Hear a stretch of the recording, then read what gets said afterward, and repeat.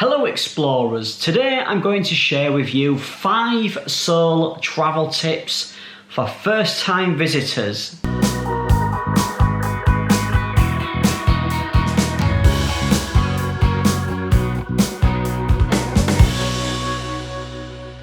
When you arrive in Seoul for the first time, I highly recommend that you buy a T-card, which can be purchased at one of literally thousands of convenience stores all over the city.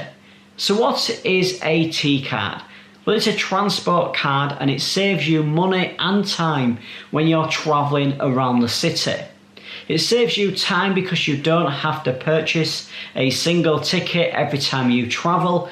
And it saves you money because when you are transferring from, say, the bus to the metro or vice versa, you receive a discount. When you look at the Seoul metro map for the first time, it can be very daunting, but I have to say that the network is just incredibly reliable and safe and clean, and very affordable to get around the city. All of the signs and the notifications are in English, so you will not have any problems at all getting around Seoul. One of the reasons why I wanted to visit Seoul was to take myself out of the comfort zone, and the language barrier definitely did that. But thankfully we do have apps available which really do help. For example, Google Translate. What I love about this app is that I could read into it in English, and it read out the translation in Korean. And whilst it got a few little giggles from the local people because of the translation, it really did help me communicate with the locals and make my life so much easier. But what I also loved about it is that I could point my phone using the app to a menu in Korean and it would translate it into English. Just how perfect is that? It's just an absolute fantastic tool that I highly recommend. While we're on the subjects of apps, I also recommend using Google Maps, especially when you're in Seoul and you're in a metro station. There are so many exits. Some of the larger stations have up to 10 exits, and these can take you all over the city. These stations are very large. So with Google Maps, what I was able to do is to point at my location, and then it would tell me which exit to go through to get to where I needed to be. Now the downside of Google Maps is that it didn't give you walking directions, and I do a lot of walking. But I did find an app called City Mapping that not only give you walking directions, but it also give you metro maps and the bus network maps, and I found that really useful. As someone who loves to share his travels on social media, be it Facebook, Twitter or Instagram, I really need access to the internet on my mobile phone, and I have an iPhone 7 which is unlocked, and that allows me to use SIM cards in any countries that I visit.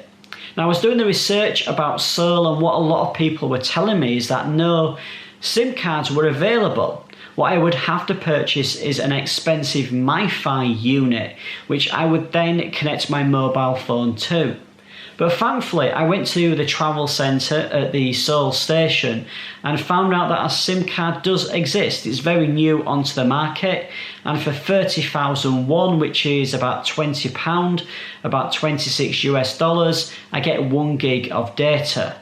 Now there were many other plans. You could have more data, you could have calls, you can make calls abroad, and it was relatively cheap.